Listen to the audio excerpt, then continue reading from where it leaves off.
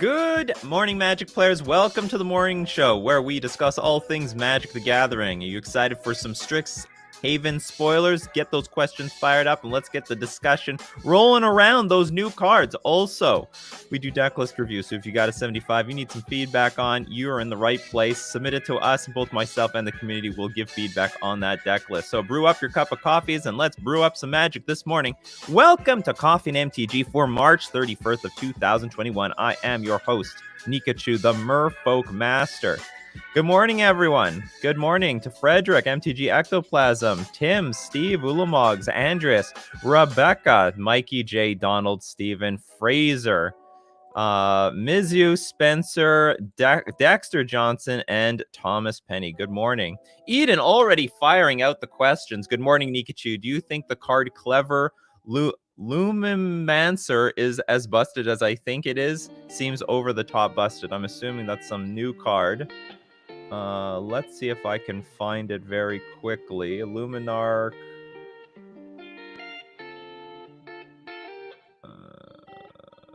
I don't see it off the top. Okay, I'm gonna have to look it up.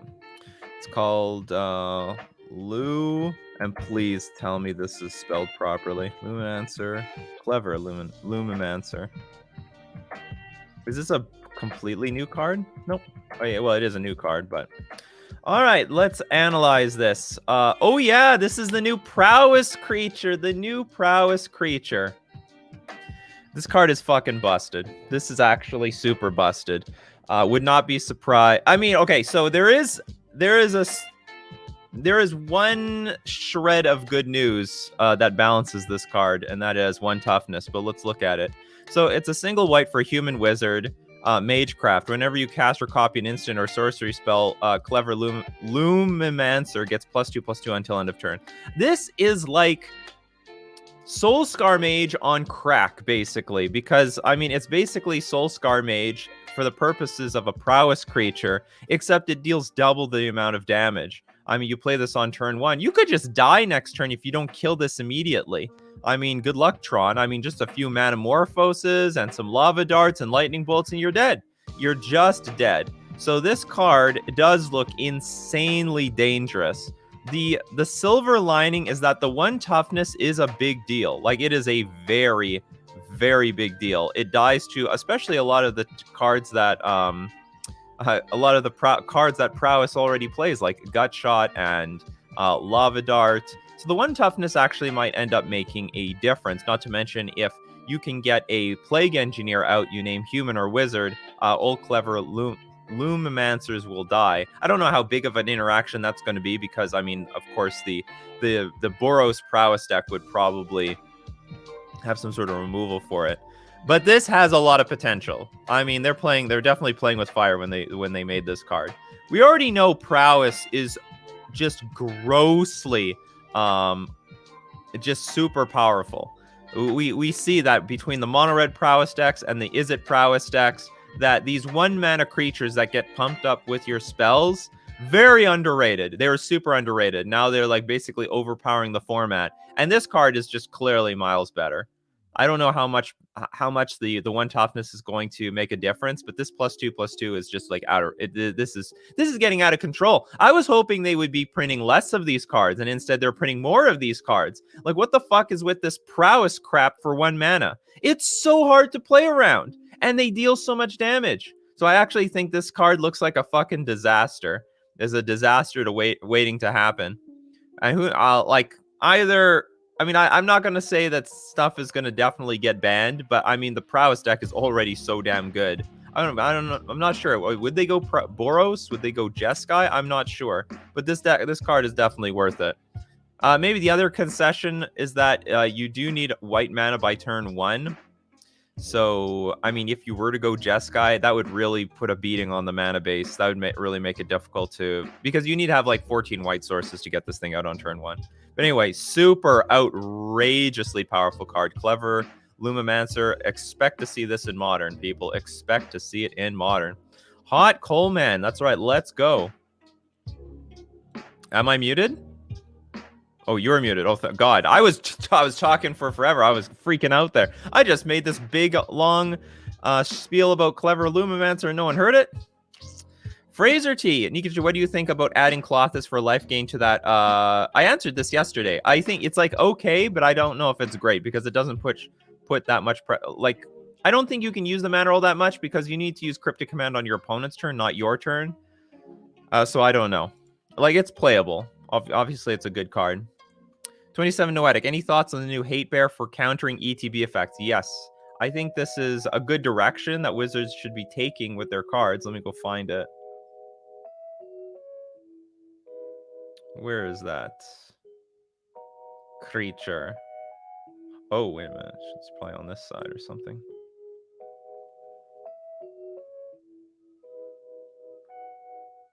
Well, hold on. I just want to show. There's a bird cleric. We've got a bird cleric here. This isn't answering the question. Shalid, Dean of Radiance. I didn't hear this.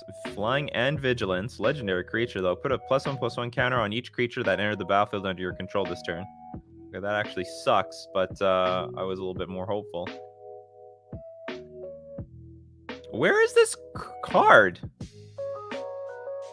What the hell, Mythic Spoiler? Oh, do I have to go further down here? No, these are all land. Okay, here we are. Strict Proctor. So it's a spirit, which can obviously see play in spirits. Whenever a permanent entering the battlefield causes a triggered ability to trigger, counter that ability unless its controller pays 2. That's really, really important. Okay, so some people are like, well, we already have this effect, right? Well, what about Torpor Orb? What about, not just Torpor Orb, but there's already creatures that say when creatures entering the battlefield don't cause abilities to trigger. But it's only creatures. It's not permanents. It's not permanents. This is permanents. So the key card here is Valakut, the Molten Pinnacle. On top of that, I mean, it would interact also with Field of the Dead. It would, and that would probably, A, make Field of the Dead super clunky, or at the very least, tap your opponent out, or it gets countered. Simple as that. And you know, when the stupid Primeval Titan enters the battlefield and grabs Valakuts when there is a fucking Dryad of the Elysian Grove out, I mean, this thing is going to get countered, or you only get one trigger. And that all depends if they have Amulet of Vigor out.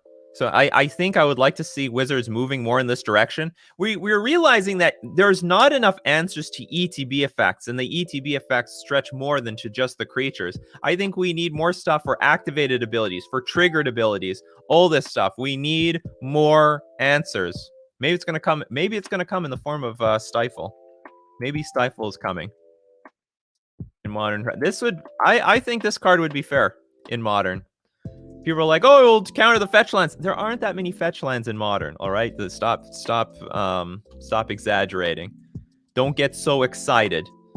But this would help at least bring balance to all these stupid, like, ETB triggers that obviously they're designing Strict Proctor for. So anyway, I think I'm pretty excited first. I mean, I don't know if I can play it personally. Maybe it's possible, but and I can't even tell for sure if this particular card will see a lot of play, but I like that Wizards is moving in the direction that we need to be stopping permanents in general, not just creatures entering the battlefield. There's a lot, like Field of the Dead is banned because we don't have any answer to this. Like ETB, it gets value. I mean, you can destroy it with like Ghost Corridor or Field of Ruin after the fact, but it's too late. Let's get Field of the Dead up here. Field of the Dead's dominance is okay. Well, whatever. It's not going to show right now. I'll show it later.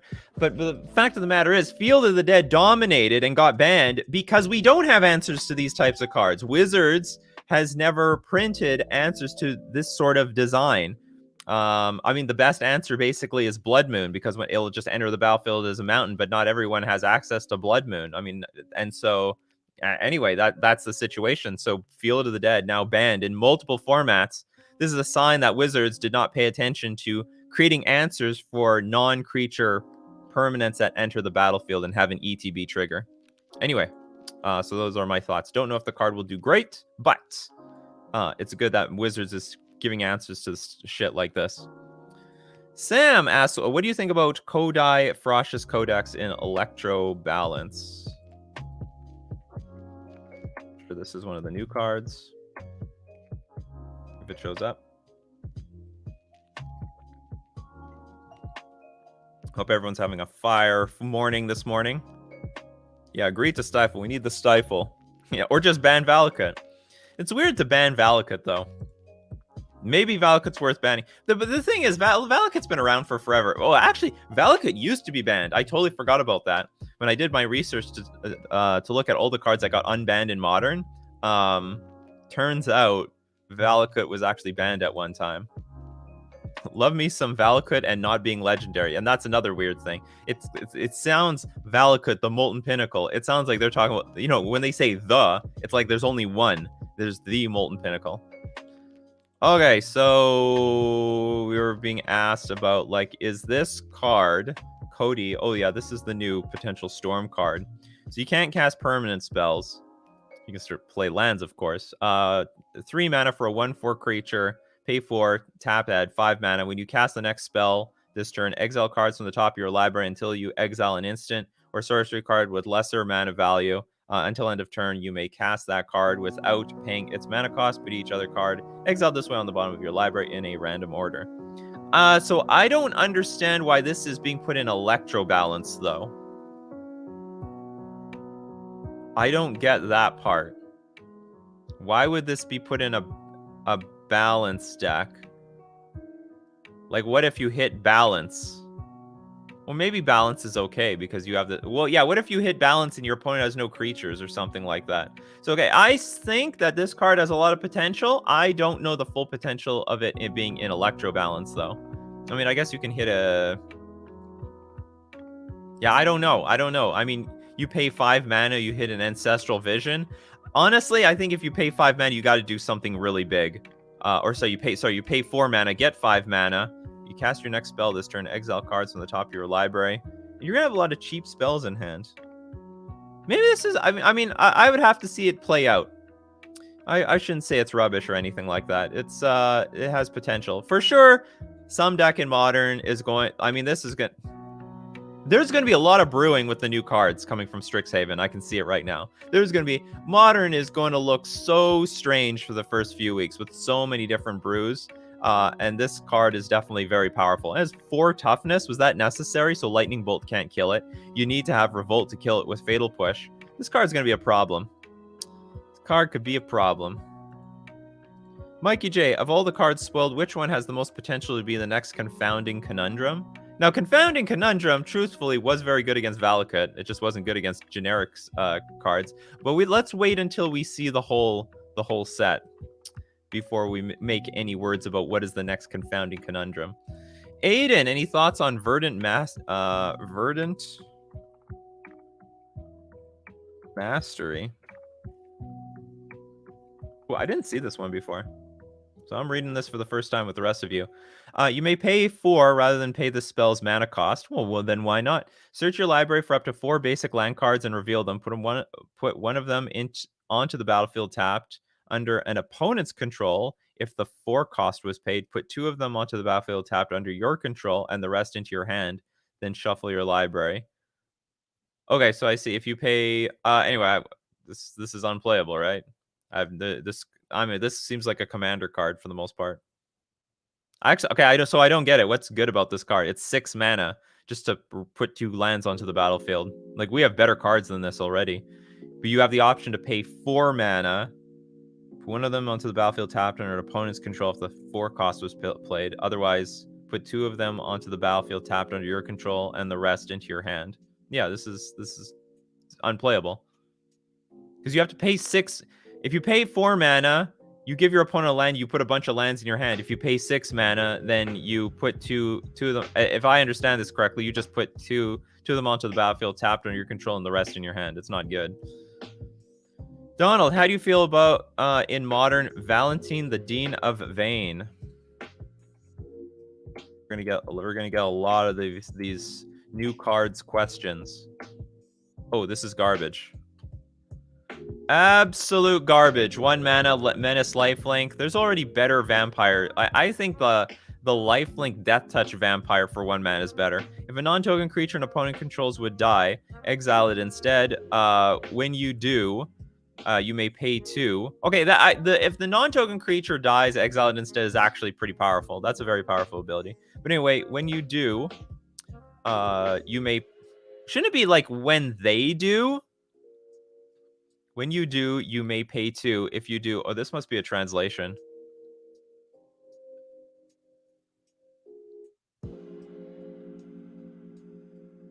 Okay, if a non-token creature an opponent controls would die, exile instead. When you do, you may pay 2. If you do, create a 1/1 black and green pest creature token with when this creature dies, you gain 1 life. It's got 1 toughness, and it's legendary. I think there are big downsides. There's a second part, which is a green creature, which, like, when are you going to be playing, like, Golgari vampires? I guess you have it available, of course. Whenever you gain life, you can pay 1. If you do, put a +1/+1 counter on each creature you control, and those creatures gain trample until end of turn. Hey, maybe you know what? Mono black vampires is a thing. Maybe we can go Golgari vampires. Honestly, the second part is great because it gives you late game. It's just that Golgari is like a very awkward color combination for vampires, in my opinion. Maybe I'm wrong. I don't know. Maybe I'm underrating this, but I'm really not. It's not a very powerful card. It's more of a utility card, if anything. If anything else, it's like a pseudo rest in peace sort of creature. Sort of. Anyway, I'm not thrilled about it, but maybe I need to see it in the right deck. Noetic, would you ever use Singing Bell Strike over Bind the Monster to avoid the life loss? Singing Bell Strike. Or is the 1 extra casting cost giving it the axe? Absolutely. This is garbage. Not to mention that your opponent can pay the 6. No, the 1 mana is everything. The reason I liked Bind the Monster in the first place is because of 1 mana. Look, Merfolk has nothing to do at 1 mana. So if my opponent goes turn 1 Swiftspear and I go turn 1 land, do nothing, that is horrible. I am really fucked from that point. Then my opponent's going to play a few more creatures, and then by the time you want to play Singing Bell Strike, I mean, they're still ahead on tempo. Like, by turn 2, you want to be playing your creatures, you want to be playing your lords, you want to be playing Trickster, Harbinger. You don't have room at 2 mana. That's why Bind the Monster was so important. And so, you know, in my opinion, a toolbox card for Merfolk, because it gave Merfolk something to do on turn 1 that would impact the battlefield. Light asks, is it charm ban worthy? Has the same effect as Faithless Looting? Not even close, because the 1 mana means everything. I think, and for that reason, actually, I should say that I think Is It Charm is very underrated. Very underrated. Is It Charm is super underrated. Frederick, I want to know, when world is back to normal, how do you prepare for a big event? Any tips? I play a lot online, actually, because if there is let's say there's a GP tomorrow, especially tomorrow, then that means that everyone preparing for that GP is going to be playing online, or a lot of people, especially for especially the last 3 days before a big event. You'll get a pretty good sight of what the better players are going to be playing at that GP. Just a heads up. You'll get a good idea. So that's how I prepare. It doesn't give you an idea what's going to be played on day 1, because that can be random anything, but it gives you a very good idea what to expect to see on day 2. 42, is Blackmail a reasonable substitute for Inquisition, or is Duress better? I think Duress is just better.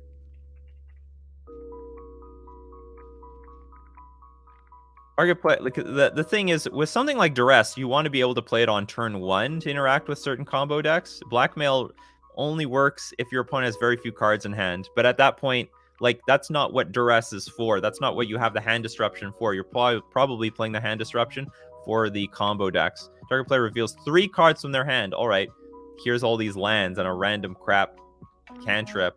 I'm not going to show you any of my good cards. Lorenzo, Ingenious Inspiration could see play in Modern Burn. Let's see.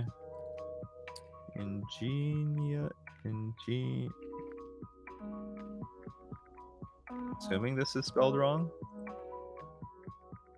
Nope.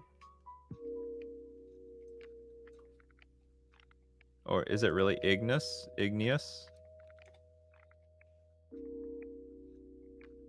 I should have just trusted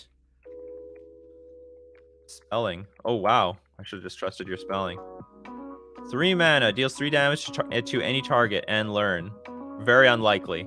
Burn, it only works because they're very mana efficient. For three mana, Burn can do a lot of other stuff for 3 mana. I don't think you'll see play in burn. I'd be very surprised. They got to be mana efficient. The biggest fear for burn is someone killing them before they can kill them by turn 4. Oh, thanks, Mike. I appreciate it.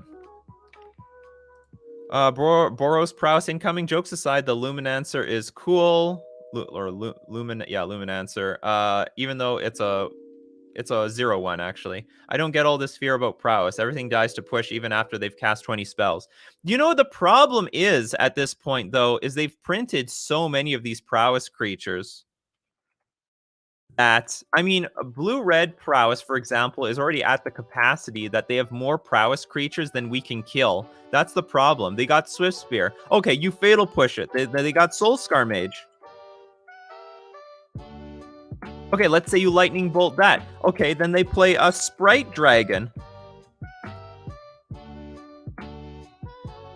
And then you realize you're fucked. You already played your 2 removal spells. You had 2 removal spells, but you didn't have a last one. And then they just blast all their spells at you. They've now reached the capacity of prowess creatures that they've overloaded removal. Not to mention we also have crap like Storm Wing Entity, which digs for more prowess creatures, keeps the gas coming. So that's the dangerous thing about prowess, is they've got now this density of these fucking prowess creatures that you can't deal with anymore. You like, we used to be able, like, when there was just the good old days of just Swiss Spear, okay, that's not a problem. Fatal push it, no big deal. But now it's out of control. We've got a second prowess creature. We've got a third prowess creature. Basically, if this is worse than prowess because the counters are permanent, we got a 4th prowess creature, and now we've got the new 1-drop. So, anyways, that's the problem. Like, in theory, yeah, when there's only 4 Tarmogoyf in the deck, killing 1 Tarmogoyf isn't a big deal. But now that there's like Tarmogoyf, Death Shadow, Scourge of the Skyclaves, now there's like a million of these big creatures overloading your removal. In addition to Lurrus bringing it back, that's what makes Death Shadow so powerful now. That it's you don't have removal for everything. You just don't have removal for everything. So it's not so clear as just kill this one important creature, because now they're all important and they all have the same impact. Washio, what other white cards would go in Boros Prowess? I have actually no idea. Well, honestly, I'd probably just splash that one card. Spencer Ward, is Sublime Rehearsal a game changer in Storm?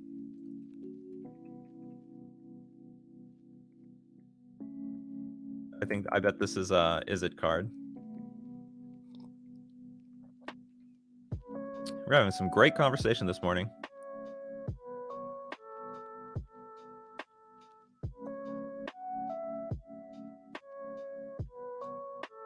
What sucks is that, like, Scryfall is... I find that Scryfall is more laggy when it's spoiler season. So, like, everyone's trying to look up these cards, and I bet they're overloading their servers. Look, it timed out. Come on, let's go. Maybe I can find it here. Where is the Sublime card?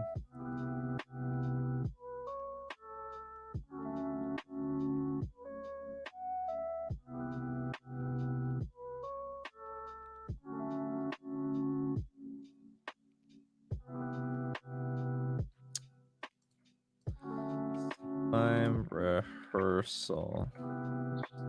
Let's just effing Google this damn thing. Ugh. I can't read it. I think, oh, hold on. Isn't this the card that, like, it's sorcery? You look at the top 3 cards, put one into your hand, put one on the bottom of your library, and exile the other one, and then you can play it until end of turn? I don't know if this is really a Storm card. Because I don't think they ever played with cards for... I mean, it's possible because it's technically still a 2-for-1, but they have to use the card right then and there on that turn. And the turn that they're going off, they don't have a problem with mana. I don't know, but the earlier turns of the game when they're digging for cards, they want to do it at 1 mana. So I don't know if this is the card for them. I don't know if this is really the card for them, to be honest. I think this card can see play, but I don't know if it's going to see play in Storm. Oh, Strict Proctor. Proctor is also nice with Lotus Field. No. Isn't there another one? Hold on.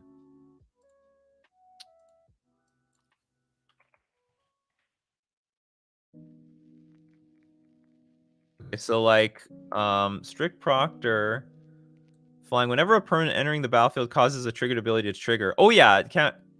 So it's even yours. Counter that ability unless it's control. Oh no, it does work. It does work. You're right. You're right. So you can play Strict Proctor turn 2. You can play Lotus Field turn 3.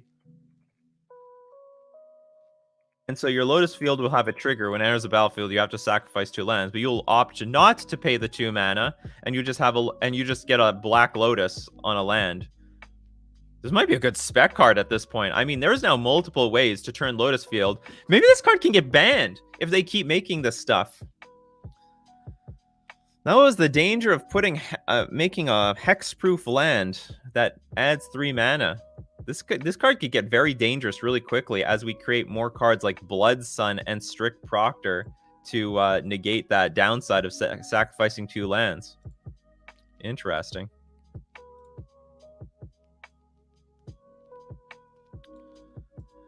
Should we try Tail's End while we don't have Stifle? We could. I've thought about it. I've thought about trying some because it's like triggered abilities are still very, very important. But like that 2 mana really sucks. It really sucks. MTG Ectoplasm with Wizards of the Coast pushing Storm in this set. Shouldn't they reprint Flusterstorm so players have an answer to it? Because they're not pushing Storm. They're pushing spells to be cast.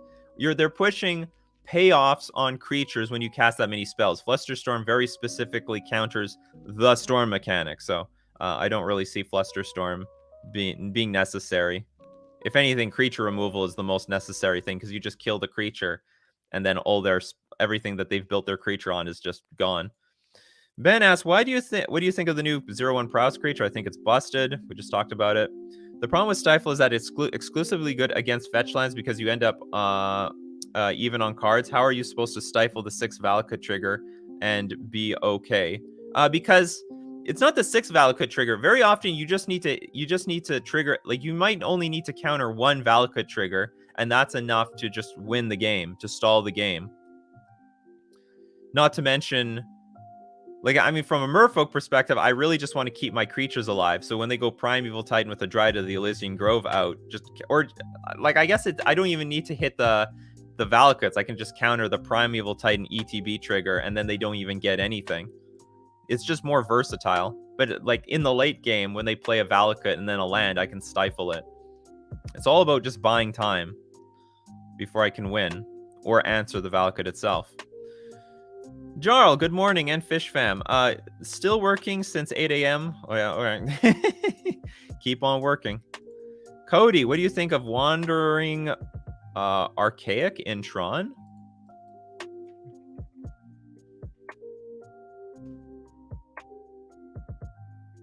Like garbage.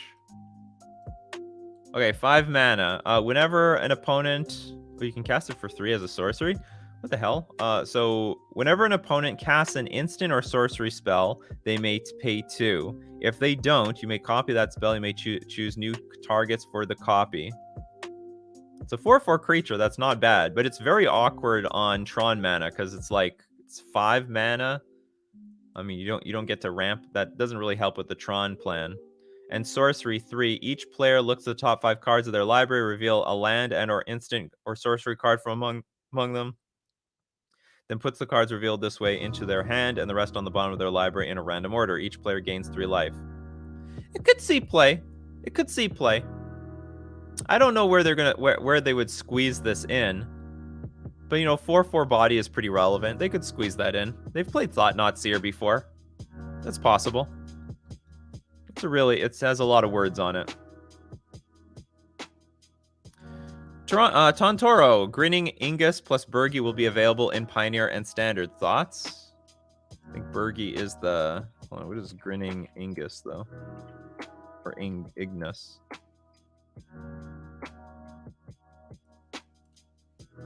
Oops.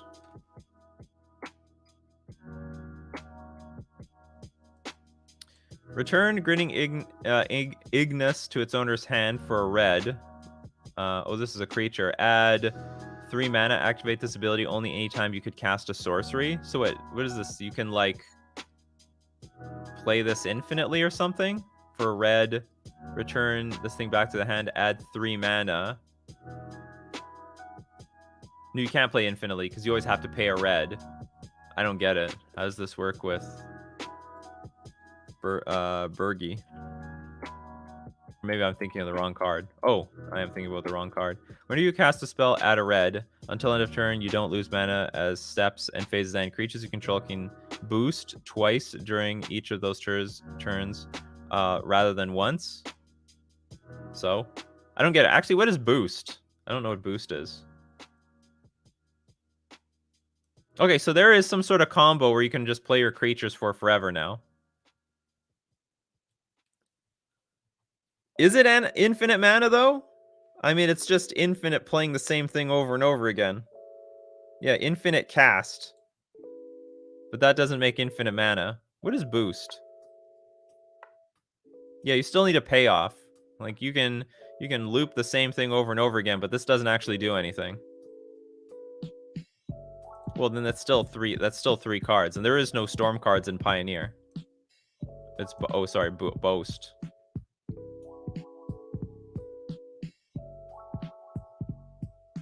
Grape. No, well, you can't.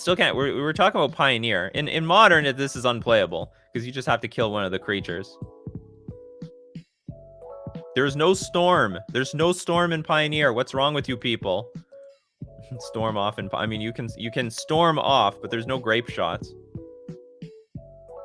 Is there a storm payoff in his? That's possible. I don't know all the storm cards in Historic. Okay, grape shot isn't historic. This is a very weak combo. It's a creature combo that requires a third piece. I mean, it's possible. How does this even work? You have to play Bergie first, then you play this thing second. You get the mana, return it, replay it. And you have to activate it first.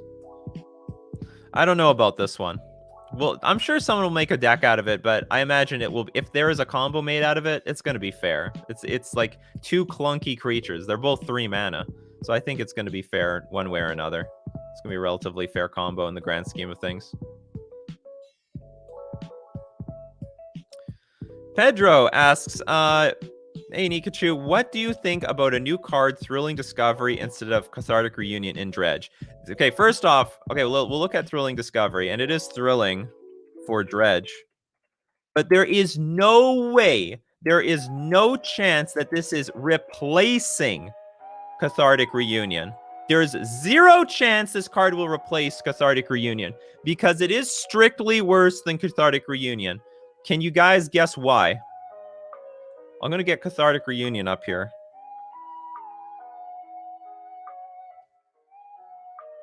Here's Cathartic Reunion. As an additional cost to cast the spell, discard 2 cards, draw 3 cards. Thrilling Discovery is for a white. And let's ignore the mana cost for a second. You gain 2 life. Not bad. Then you may discard 2 cards if you do draw 3 cards. So this card will not replace. It could be used in addition, but but why is it? It is worse, in my opinion. Thrilling Discovery is strictly worse. But can you guess why? Oh, okay, Nathaniel got it. So if we look at Cathartic Reunion, the cards will always go to the graveyard. So if Dredge goes like turn 2, Cathartic Reunion, discard 2 Dredge cards, and I force and negate the Cathartic Reunion, or a control deck plays Spell Snare or something, no matter what, the Dredge cards went to the graveyard, and next turn they can start dredging. Not so with Thrilling Discovery. You tap out on turn 2 to play Thrilling Discovery, and this thing gets countered. Dredge is a whole turn behind. So it's way worse. It's not even close. And as a result, and therefore, this card will not replace Cathartic Reunion. Could be used in addition, though. So we're going to see how this card, it is still it is still Cathartic Reunion copies numbers 5 to 8. So I do want to say, like, this is strictly better, but this is still fucking good for Dredge. Like, this is still a great upgrade to the archetype overall. Probably. Against most decks, this is just because Cathartic Reunion was one of the reasons why Dredge like went off in the first place. This whole discarding first, drawing 3, that's exactly what Dredge is looking for. And now they have now copies 5 to 8. So this is going to improve the Dredge deck significantly. And it won't be, and they're always like a 4-color deck. So I don't think it's going to be too hard for them to squeeze on the white. Maybe they'll play more Gemstone Caverns, or they'll have like a random they'll have Shocklands that have white in them so that they can cast this thing. I don't think it's going to be a big deal. So this is a really big boost to Dredge. But make no mistake, it's not better than this card. This card is strictly better for the Dredge player because it guarantees that the cards go to the graveyard. Great conversation, though. Great question. Great question.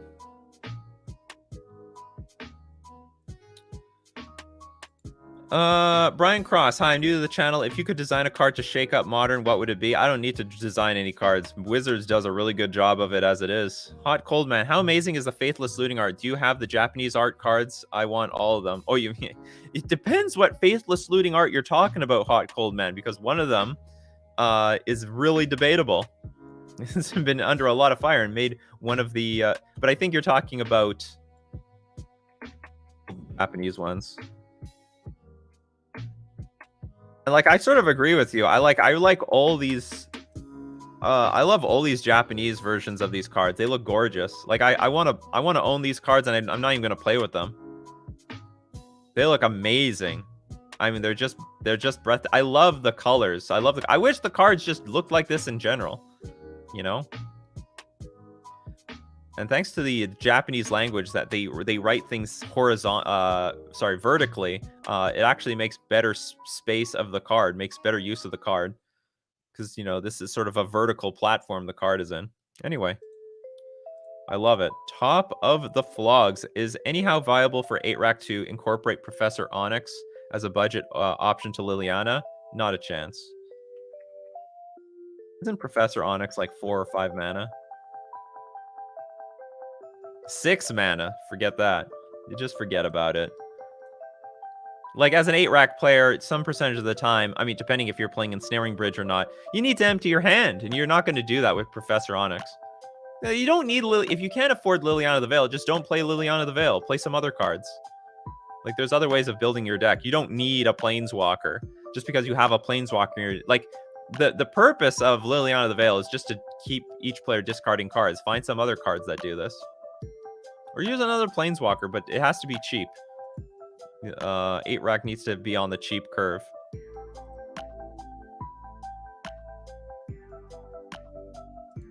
Wandering Archaic feels like an EDH card for Tron. I mean, maybe. Like, let's be serious. Every single... Oh, yeah, you're talking about this card. I mean, maybe. This is definitely playable in EDH, but that's because everything's playable in EDH. Peyton, Historic will now see some real land destruction decks happen with Blood Sun and the new white creature. 3 LD spells and a game-winning 6-mana enchantment plus all the copy effects. I doubt it, to be honest. Blood Sun still is not like a land destruction card, and it's been in the format for forever. So I still doubt that Historic will have like a very serious land destruction deck. Lotus's thoughts on Mage Hunter as a sideboard card against Prowess, Storm, Burn, and other spell-based decks. Mage Hunter? Glad you guys are asking me which cards to look at because there's like so many cards. Okay, at 4 mana, it already looks pretty unplayable. Whenever an opponent casts or copies an instant or sorcery spell, they lose 1 life. This card's unplayable. It might, okay, this might be maybe it is a sideboard card. I mean, you know what? I mean, it's a 3/4 creature, so it gets out of range of a lot of... It's a 3/4. It's not like a 1/4. So, I mean, this is a decent clock by itself. Too bad you didn't gain a life, though. Whenever an opponent casts an instant or sorcery spell, gaining life would help a lot more. Because I imagine by the time you cast this thing, the opponent might already be dead. I think gaining life is more beneficial than losing life.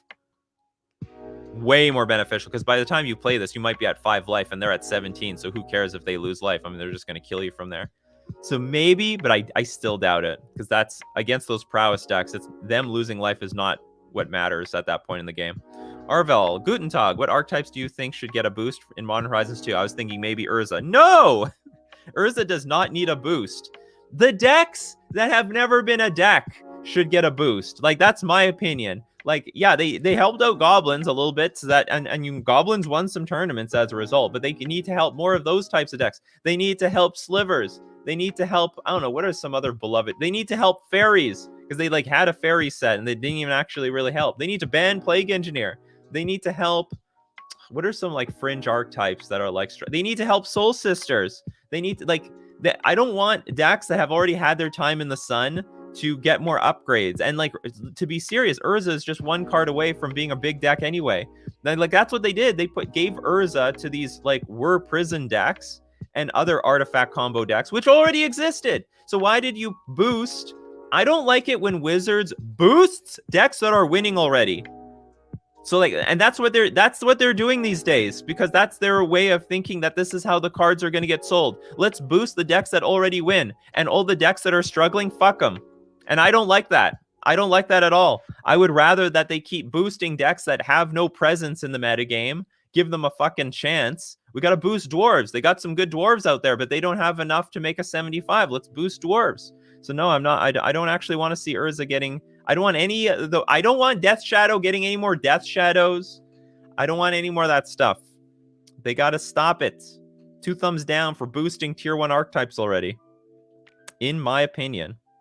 And like Urza, like I said, Urza is just one card away from coming back. I mean, they banned Astrolabe, and then all of a sudden it didn't see play. They're just one. There is already a card out there, and people just didn't discover it. But they're just one card away. So I don't think they need any intentional help. They'll help themselves. Maybe the card will come out in this set.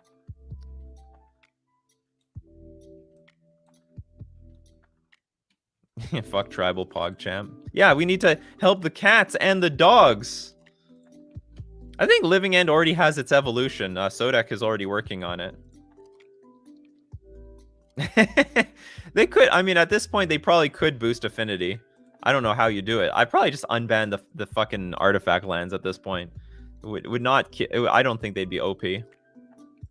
What do you think Slivers needs to be competitive? Ignoring Crystalline?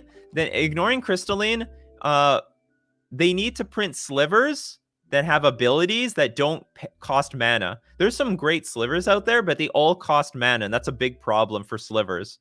They need more things like maybe Hibernation Sliver. What is Hibernation Sliver? It's like, I think it's pay 2 mana. Yeah, pay 2 life. Return this permanent back to its owner's hand. Like, it needs more cards like this that doesn't sink any mana into activating. Like, what is Acidic Sliver?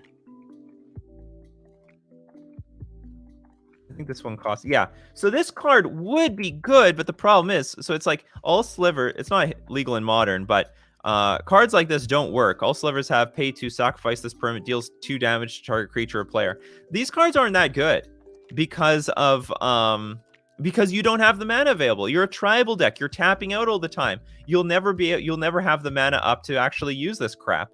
So it needs to, like, that's why Humans is so good. Humans, Spirits, they've got ETBs that cost no mana to use their abilities. Simple as that.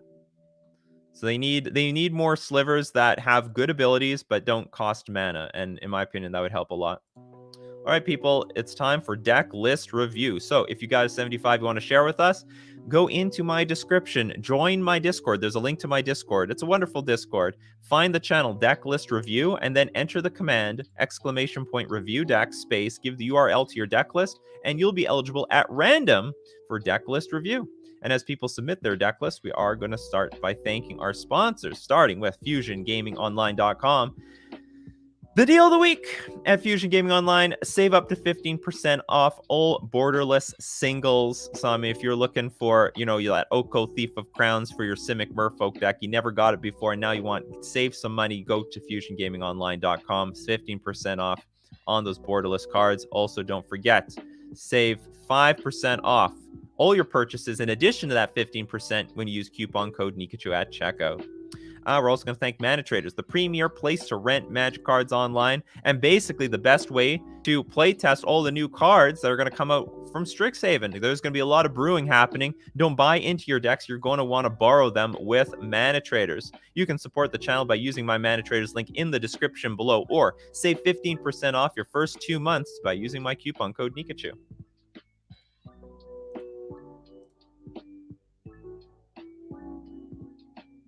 Slivers need board interaction, like a Sliver Munitions expert. That would be. I actually think they're a pretty good fast deck, and if you give them Crystalline Sliver, that would be more than enough. Board interaction does help though, but they can still use Dismember, and they can use Force and Negation too, actually, if that ever matters.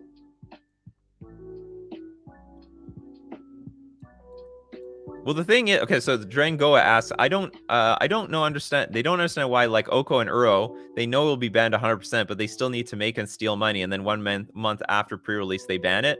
Well, the thing is that they didn't know Oko was going to be busted, and based on community feedback from looking at the spoiler, most people didn't think Oko was going to be busted. Like a Planeswalker that made these tokens that gained life and made 3/3 Elks, it actually looked underwhelming to people for the most part. It just so happened that it was super busted, and then it was OP. It was very underrated though. It was grossly underrated during spoiler season. The pros were claiming Oko was garbage, just garbage. A lot of people were downplaying that card, and as a result, even Wizards didn't even know that it was that good. Waves with the super chat. Thank you very much, Waves. I knew Merfolk was spoiled, and it's called Quandrix Pledmage. What are your thoughts on it? Quandrix? Isn't that the twins? Quandrix Pledge? Quandrix Pledmage. Why isn't it here? Is it just fresh? Like they just spoiled that thing? Could have swore there was this Quandrix Apprentice.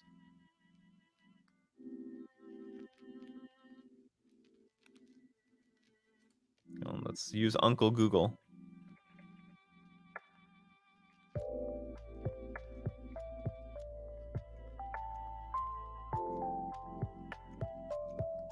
Do we have a link?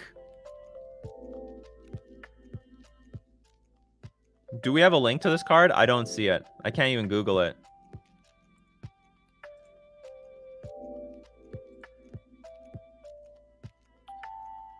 Quandrix Pledmage. Oh, Quadrix?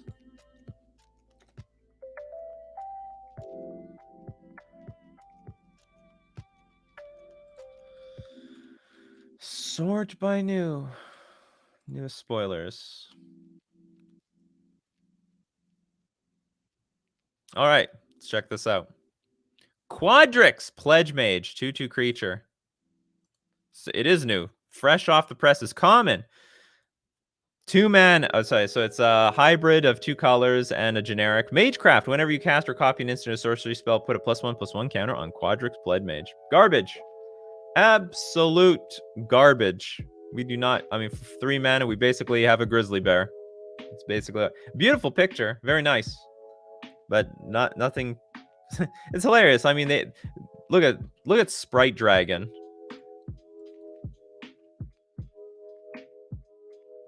Like the same thing, except strictly better. So for a blue and a red, you get a 1/1 flying haste creature that also has the exact same ability. Exact same ability. You can, or I guess it doesn't affect copies. Oh, okay. If we copy the spells, it gets big. Same. Unfortunately, it's strictly garbage. What do we have here? Zamone Quandrix Prodigy, a 1/2 for 2 mana. 1 mana tap. You may put a land card from your hand onto the battlefield tapped. Draw 4 mana, tap, draw a card. If you control 8 or more lands, draw 2 cards instead.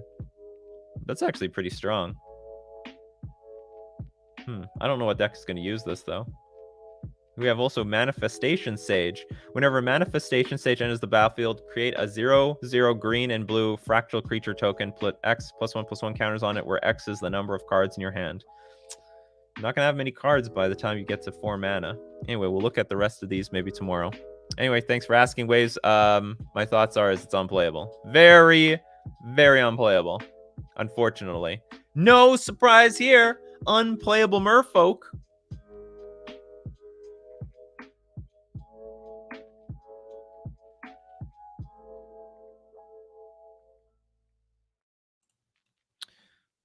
Okay, let's get into deck list review. The next person is Gran. Gran, congratulations. You are the next contestant for deck list review.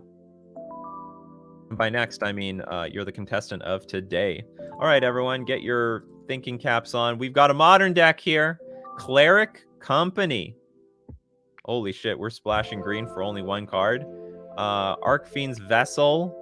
Have we seen this before? So this is like a life gain deck. You gain life. We have a Liliana here. Priest of Forgotten God. Sacrifice 2 other creatures, any number of target players, each to lose 2 life, and sacrifice a creature. You add black and draw a card. I actually might just go all in on this. This is actually a very underrated card. This is very strong. I don't know, maybe you don't have the right list for it, but this is a very strong card. Liliana. You know what? I'm not in love with Liliana. Righteous Valkyrie. Yes, a 2/4 creature. Tabrax, Hope's Demise. Has lifelink as long as it has 5 or more +1/+1 counters on it. Whenever another non-token creature you control dies, put a +1/+1 counter on Tabrax. If that creature was a cleric, you may draw a card. If you do, lose 1 life. That's not too bad.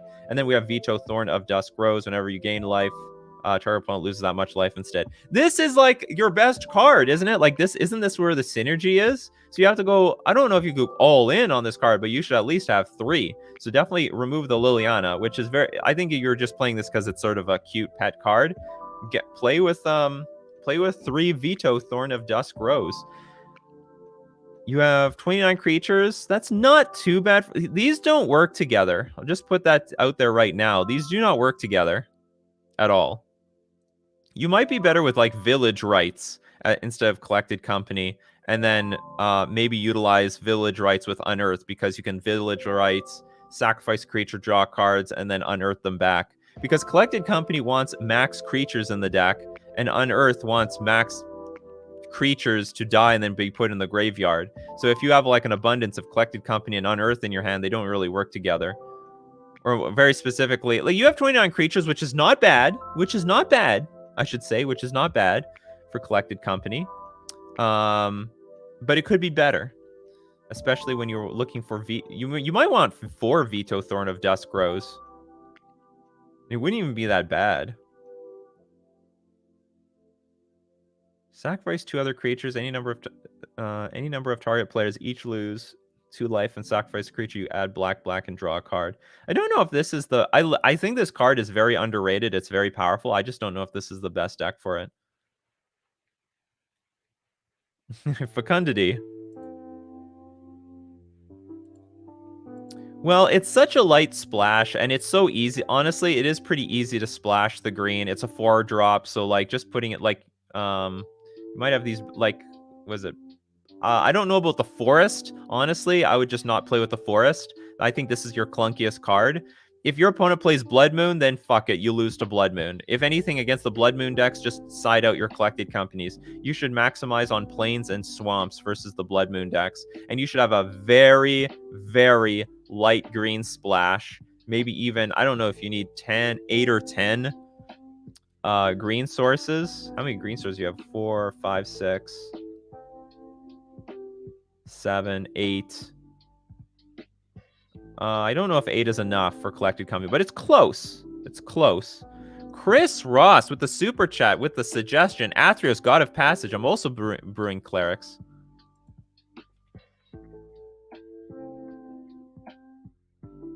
God of Passage, indestructible. As long as your devotion to white and black, well, yeah, 7, you need 7 devotion. Whenever another creature you own dies, return it to your hand unless target opponent pays 3 life. Not a bad suggestion. Not a bad suggestion. Also works with the Collected Company plan, but what do we remove? What is better? I wish I knew exactly what's the high impact cards in this deck. No, I don't think Birds of Paradise needs to be in this deck. Cavernous Souls for sure. I don't know about Ether Vial. Actually, hold on. We only have 21 lands. That's not a very high land count for a deck trying to play Collected Company. We probably should...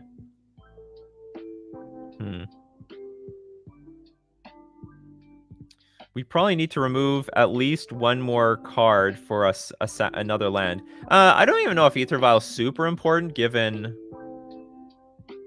that there's so many 1-drops.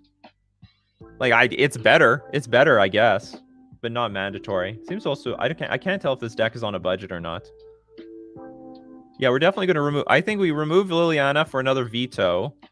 I'm fine with the... Okay, I'll tell you this much. Dump Collected Company, go straight blue-white, or remove Unearth and play some other creatures.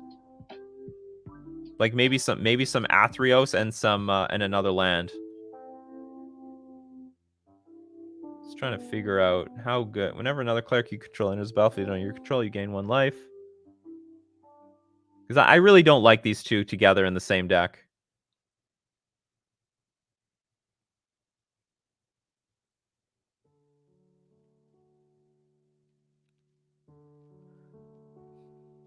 Archfiend is not good.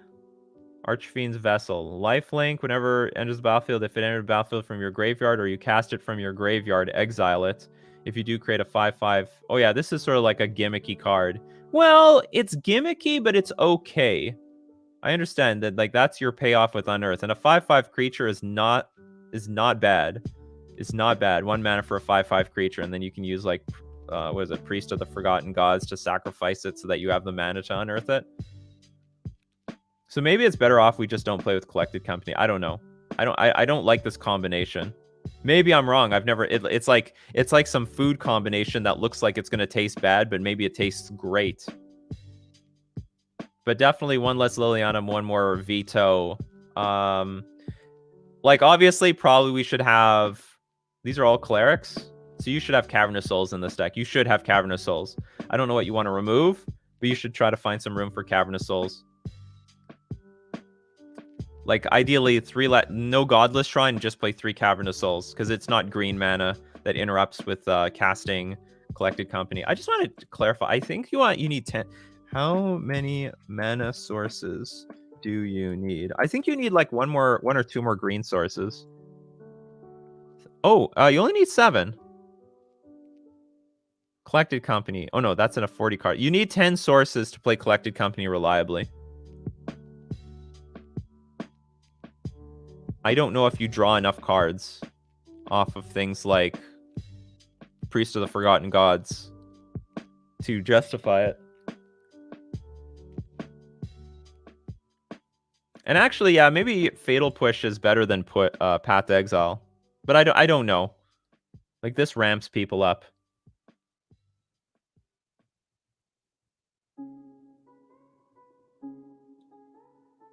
Clearly, you don't play these formats if you think Tabrex is good enough for Modern. Well, you got to stick with the... Look, maybe we don't play with this card, but Flying Tabrex has lifelink as long as it has 5 or more +1/+1 counters on it. Whenever a non-token creature you control dies, put a +1/+1 counter on Tabrex.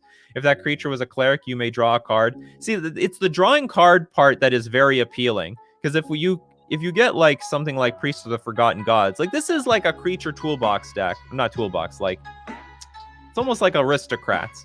So if you have if you start killing off your own creatures, or your opponent kills your creatures, you end up like drawing cards as a result. That's not too bad.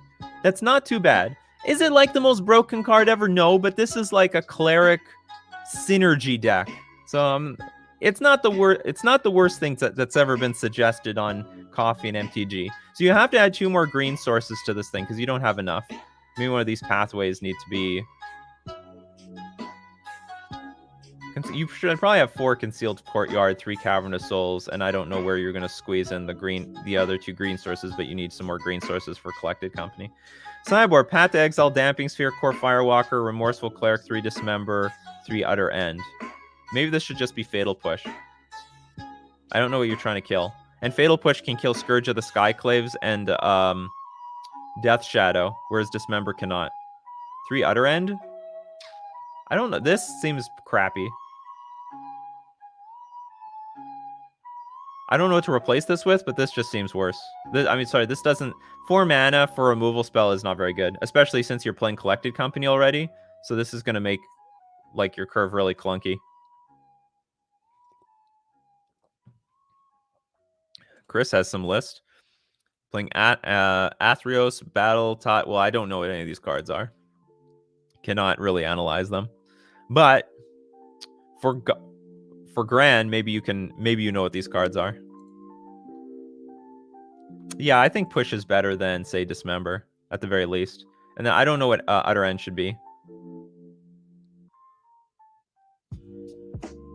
Yeah, or Bloodchief's Thirst. Actually, Bloodchief's Thirst might be better in a deck. We don't have that many fetch lands. We have enough. Like 4 is better than 0. But maybe, yeah, maybe Bloodchief's Thirst is better than Dismember. Because, like, Dismember is great in a deck that doesn't play black. But you've got black, so you have access to Fatal Push, Bloodchief's Thirst. Like, you have access to, like, you know, the good removal spells. I just imagine this should be something. I know you don't want to play. Oh, maybe, okay, maybe you should have some graveyard hate, but it needs to be something like, what's it called? Soul Guide Lantern. No, something that doesn't affect your graveyard. Sack it. Each opponent loses their graveyard, but you don't lose your graveyard. You get to keep your graveyard. Maybe that's better than... oh, no, you have something. Sorry, you have Remorseful Cleric. Exile. Oh, yeah, forget it. So you actually have some graveyard hate. Forget what I just said. Oh, Kai's Guile may not be so bad. You know, maybe that's a good one. Kai's Guile. Well, Yawgmoth's 4 mana, and that gets in the way of Collected Company. Oh, that's not a bad suggestion, though. Maybe ditch Collected Company for Yawgmoth. What is Yawgmoth anyway? Is he a cleric? Probably not. He is a cleric. This is a fucking cleric. This is one of the best clerics in the fucking game. Okay, I have made an executive decision. Fuck Collected Company and put Yawgmoth in it. For Yawgmoth. This is actually like one of the best creatures in Modern. This is an underrated card. If you want to talk about a card that hasn't reached its full potential, and I know a deck is built around it, but still, like, Yawgmoth is grossly underrated. This whole pay, like, again, you don't spend mana on these abilities. Pay 1 life, sacrifice another creature. You get to put a -1/-1 counter on up to 1 target creature. Not your creatures, your opponent's creatures, and you draw a card. Like, this card is fucking busted. This is really busted. So this actually might be worth it. This is card draw, pro-humans, a decent body. Got this proliferate part, maybe not too important. Anyway, I think this might be better than Collected Company. I would highly consider it. I would highly consider Yawgmoth. Yeah, draw 2 cards with Tabrax on the field. Just dig into tons of those cards. Anyway, hope that some of that hopefully some of that feedback was useful. Good luck with the list. And maybe Collected Company and Yawgmoth can coincide in the same deck. It's not impossible. You could split it maybe 3-3 or, I don't know, 4-2 or something like that. It doesn't have to replace Collected Company, but I mean, it's a cleric. It's a cleric, and probably the best cleric in the game. Just the best cleric in the game. He's a human too. That's weird. Human, pro-human, pro himself. All right, let's go to another deck list. That was some useful stuff, Graham. Thanks for sharing the deck list. Ms. Yu, you are the next contestant on deck list review, Ms. Yu.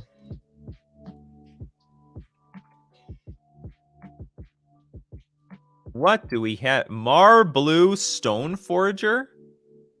Oh, this fucking thing again. So the Fervent Champion, which... Why is it called blue? Mar blue because of Vadrox? Okay, we got some like really weird numbers right out of the gates. A single Giver of Runes. It's usually a sign that if you have one, you probably don't want any at all. Okay, so we have Fervent Champion, and if I understand correctly, this is to use Sunforger, because when you have Sunforger, you can equip it for nothing, right? Equip abilities, you activate that target Fervent Champion, costs 3 less to activate. So you can unattach Sunforger, get for 2 mana, suit your library for a red or white instant card with convert mana cost 4 or less, cast that card without paying its mana cost, shuffle the library. And what do you get? You get... What's the combo? Red or white instant. Oh yeah, you get like 4 Manamorphoses. So you get Manamorphose, draw a card, get 2 mana, equip the Sunforger again for nothing, pay the 2 mana to unequip it, get another Manamorphose. So you just draw 4 cards right off the bat. So you draw 4 cards, and then you get to play, I guess, like one of these one of these charms or something at the end. I think that's the end. Like you just basically draw 4 cards and have a huge advantage overall. So anyway, that's the point of Sunforger. Stoneforge Mystic, Dreadhorde Arcanist. You know what? I don't like Dreadhorde Arcanist in your deck. Like, how do you boost it? Like, it's Dreadhorde Arcanist is fine because you can only cast cards with the same power as Dreadhorde Arcanist, but you only have like Silence, Lightning Bolt. It's not a lot of stuff, and nothing's boosting your creature. Does this boost the creature? So Dreadhorde Arcanist looks unplayable in this deck. Remove 4 Dreadhorde Arcanist, add 4 Giver of Runes. I think Giver of Runes is good in this deck. I think it's very good. So play Giver of Runes. Tide Howler Scholar is fine. Ranger Captain of Eos is great as well. Okay, what about Vadrox? I don't know what this is. And it seems to be the only reason you've got blue in the deck. I mean, you got some other... You have like a little bit of a... Is a charm, an Esper charm, but really not that much. It's got Mutate. Oh, I guess you could put this on your Dreadhorde Arcanist. Flying, first strike. Whenever this creature mutates, you may cast target non-creature card with confirmed mana cost 3 or less from your graveyard without paying its mana cost. Not in love. Not in love, to be honest. Oh, the Sunforger can give +4/+0. I don't like it still. I don't like it, to be honest. I still don't like it. I also don't really like this card. I think this card is really clunky. I think adding blue to this deck is very, very clunky. It's super clunk. You should just be a Mardu deck. I think this deck would just be a lot more consistent as a Mardu deck. Like, I can get behind the Sunforger thing. I really can.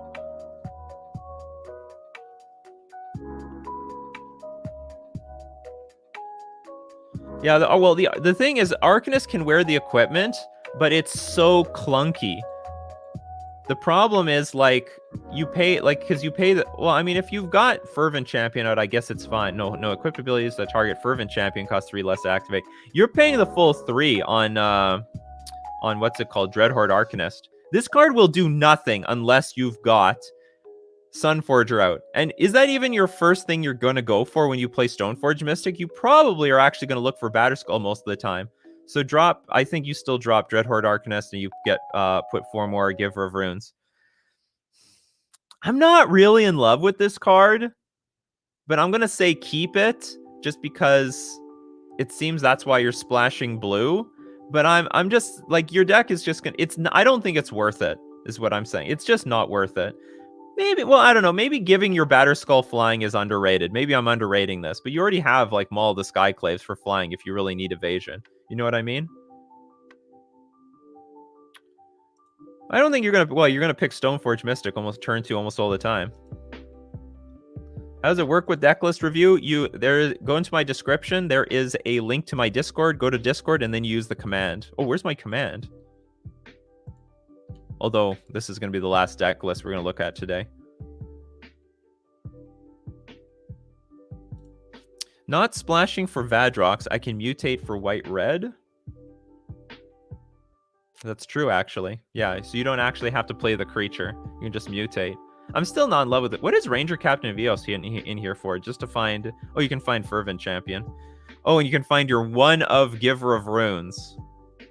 That's Giver of Runes turn 4. That's not where you want it. You want Giver of Runes turn 1. You want that to be the Lightning Bolt Rod, because that's the most of the value to Giver of Runes. You play it turn 1, they kill it with Fatal Push or Lightning Bolt, and it clears the way for Stoneforge Mystic. And then you like put Batterskull in play because they already used their 1 removal spell on the Giver of Runes. I'm just trying to think, like, what else can you get in the deck for 1 mana? Can't get Sunforger. It's really just to find Fervent Champion or Giver of Runes. Like, I don't know about this card either. Although I bet you could use this card if you like put a better toolbox in this deck.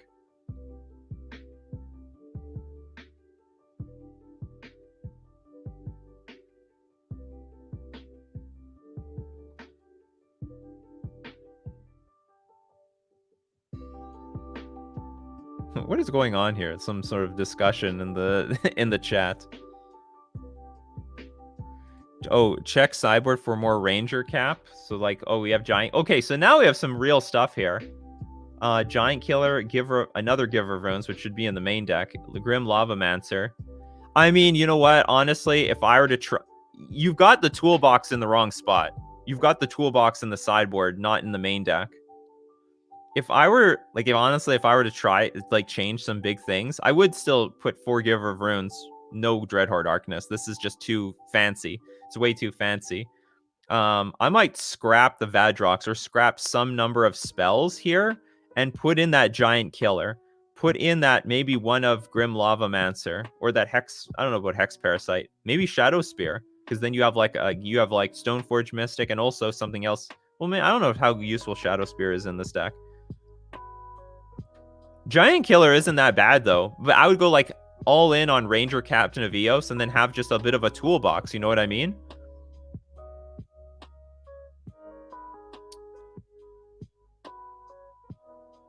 So anyway, those are my thoughts on the deck. Ajutai's command, I think, now if we look at the commands, Ajutai's command, I don't even think the blue is worth it in this deck.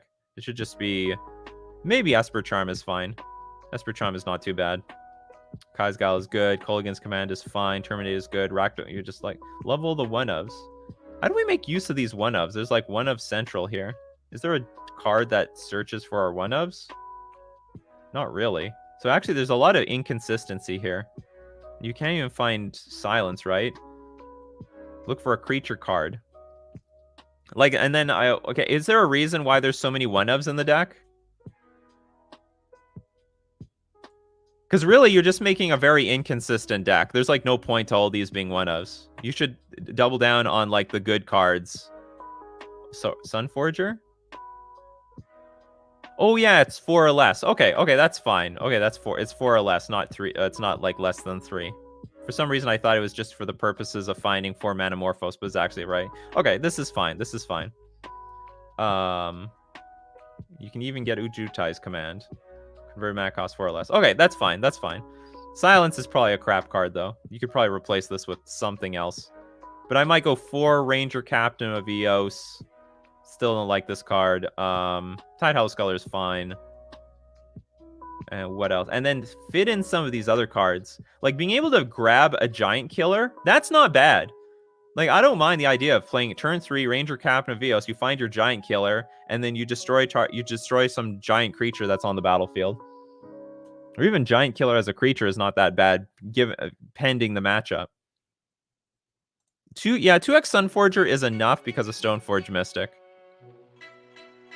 Or at least I think it's fine. Maybe you can have a third one. But, like, the card is pretty shitty if you don't have Fervent Champion out. Like, it's not really that great.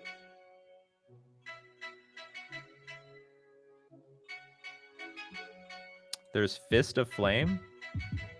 Silence plus Mistfield Plains.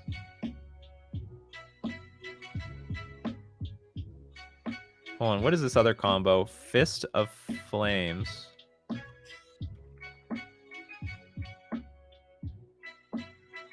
Draw a card until end of turn. Target creature gains trample and gets +1/+0 for each card you've drawn this turn.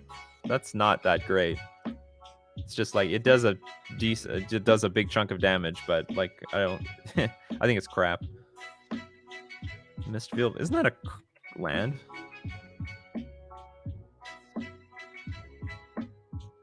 Card on the bottom of your library. Activate this ability only if you control 2 or more white permanents.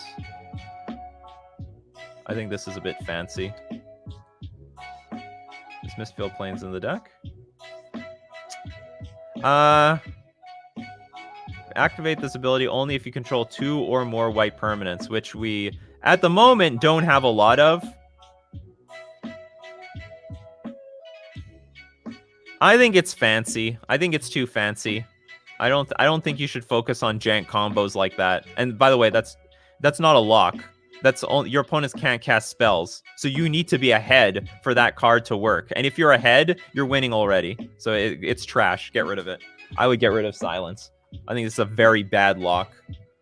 If you're winning, you're winning. If you're not winning, then Silence doesn't do anything because they got a Primeval Titan on the battlefield and they're going to kill you anyway. So okay, those are all my suggestions. I'm not really going to go into the sideboard. Seems like you got a lot of stuff here. Probably some... honestly, I think your sideboard needs work. Or maybe not. Like, maybe I'm underestimating the toolbox aspect of Sunforger, but like, it seems like your toolbox only works if Sunforger is good. And Sunforger, for the most part, is going to be doing a lot of other stuff. Like, I don't mind if you get this thing online, but it's not consistent, right? Like, it's just not going to be consistently a thing. And you've built your entire sideboard as if you're always going to get Sunforger out. I think you should have your sideboard to be, like, more individually good, useful cards, assuming you don't have Sunforger out. So I think you should redesign your sideboard as if you're not going to have Sunforger in play, comboing off with Fervent Champion. Because let's be serious, if you are, you're probably not playing these sideboard cards as much as you can just play the rest of your toolbox. So anyway, that's the way I look at it. One question, Todd Packer. Do you anticipate Modern Horizons 2 to be higher, same, or lower power level than its predecessor? I expect it to be at least as powerful, if not more powerful than the last one. I'm hoping it's less, but it looks like it's not. It's going to be busted. It's going to be a strong set too. All the sets are strong now. It's like every Strixhaven is sort of like a Modern Horizons as far as I'm concerned. All right, everyone.